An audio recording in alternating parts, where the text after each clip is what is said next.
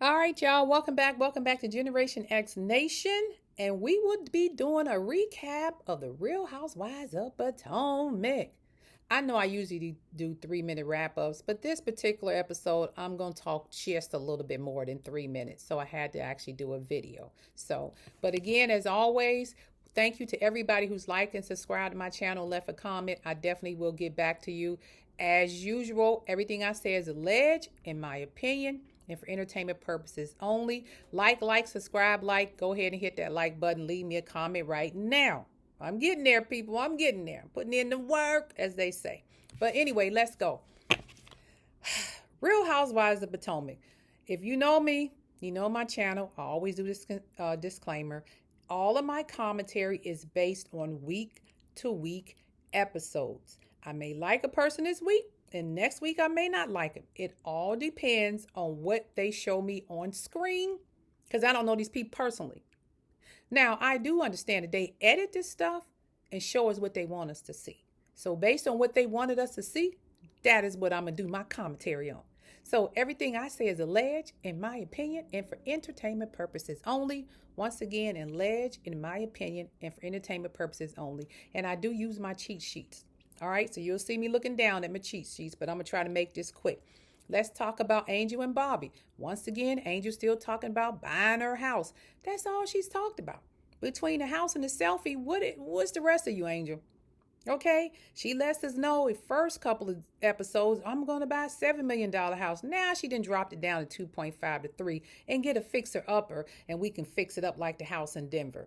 Again, I know the real estate market up in that area is pretty it's pretty high, but now $3 million for a fixer upper. If I'm spending $3 million up, it better already be fixed up. Just my opinion. Uh, they go over to Tia real quick. Tia mother called. That was a little cute conversation. I like her mother. Again, I love British accents. Her mother has a lot of personality. She just let them know, hey, I sent you something in the mail. And I can see that her children love their grandma. Because the first thing they said, Grandma, did you send me something? And she said, basically let them know something's in there for them. She has some beautiful children too. But I like that little scene with her and her kids. I love seeing Tia with her kids. Her kids are so well grounded and sweet, at least to me. And then they go over to Monique's house. Ashley shows up. Ashley is rekindling her, I guess, her friendship with Monique. They've been hanging around each other for the last couple of years, even when Monique wasn't on the show. Monique got all these animals and birds in her house. And rest in peace to Chachella, her bird that she had the first season she was on there passed away. And she seemed very upset with that. She's very close with her bird. I will say that. They having a conversation, and of course, Ashley got to give her all the scoop on all the girls. She got to, as usual, give her the update on who's who in the group. Monique doesn't know many of the people. She just know Ashley, Wendy, and Giselle.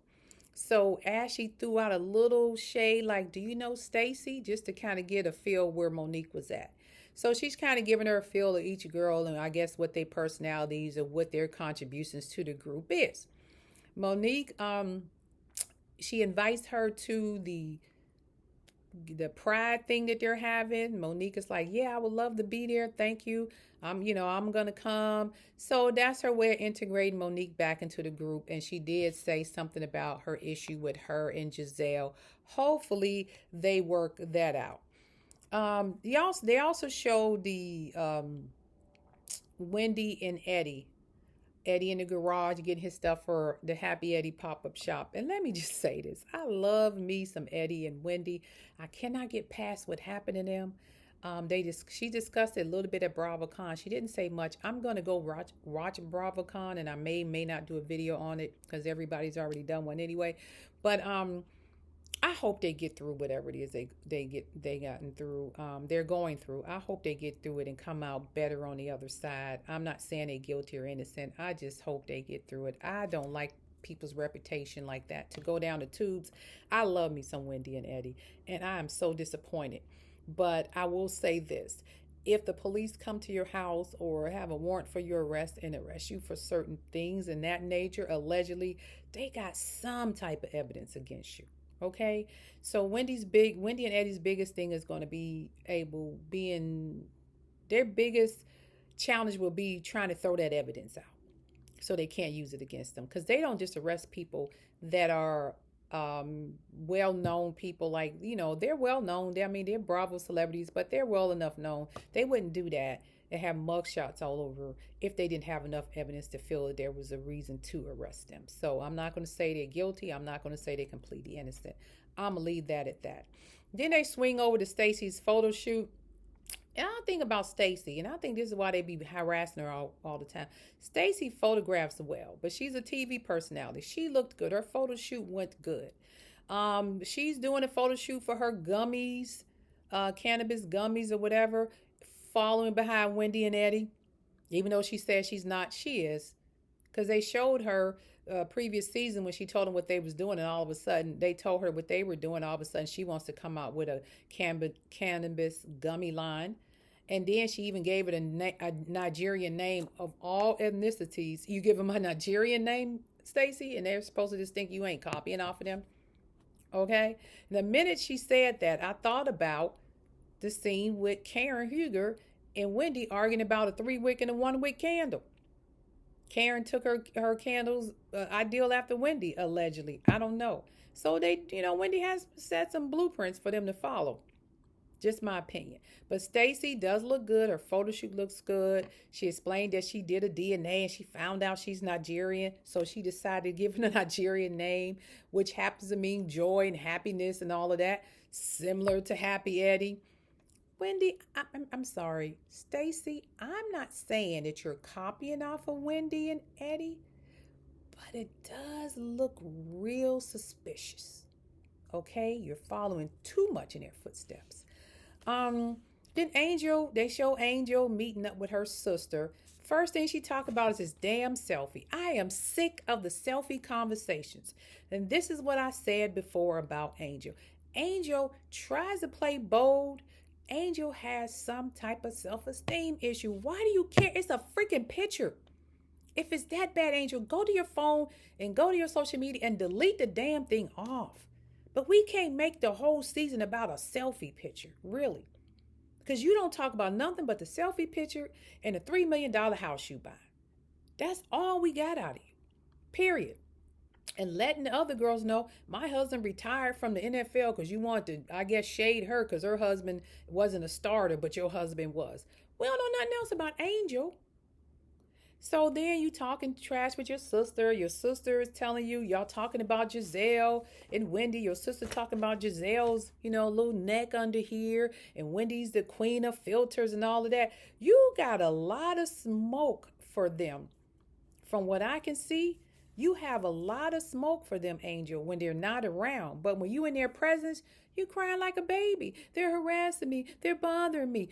Why don't I see that smoke when you're in the group with the girls? Because you and your sister just talking trash and you just keying. But when you get to the group with the girls, then you become the victim. So Angel, I need you to have that same smoke. And then your sister saying, oh, they just jealous because you live in Potomac and they don't live in Potomac. I don't think they care about the addresses and zip code at this point. We know most of them don't live in Potomac. So you're trying to find a reason as to why they hate you. They don't hate you at all. They made one joke about a selfie. You running that down like they hate you. They jealous of you. And all you have to do is go in there and delete the damn selfie. Or in true Stacey fashion, laugh at it. That's what Stacey would have done. Just my opinion. So Tia and Rob, they move over to Tia and her husband Rob. I don't know what it is about Rob. I like him.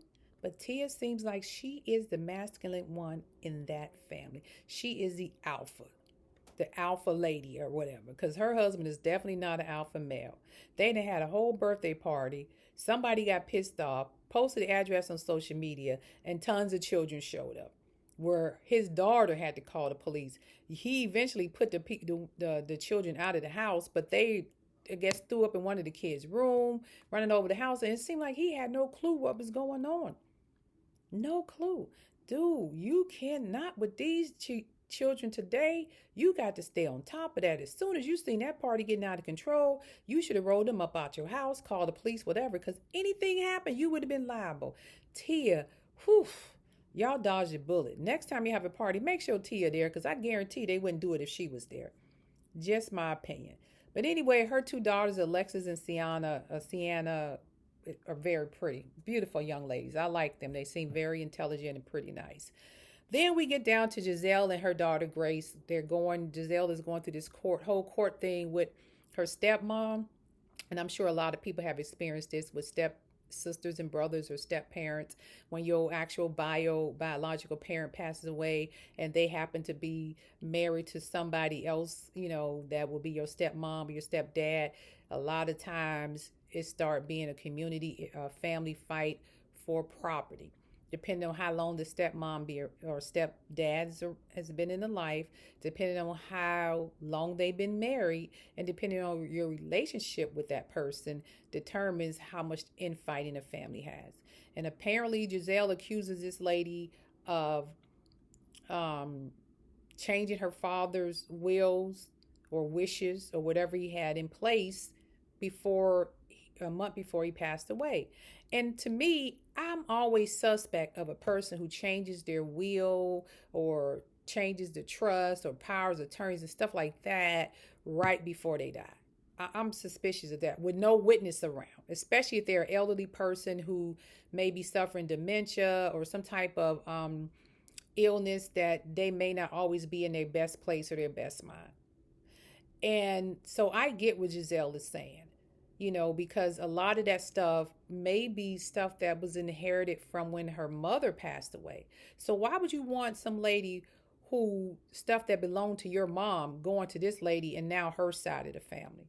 So rightfully, that lady should sit down with Giselle and say, hey, this is what I occurred during the marriage with your father. This was stuff that was already in the marriage that actually belonged to your father and your mom. You can have it. That's what a nice person would say. But greed always overtake everything. She's probably greedy. She probably got some children that's greedy. That's your husband, and you half of this is yours, and da da da. I get it. I get it. Trust me. We see this all the time. I've seen it before in people that are close to me.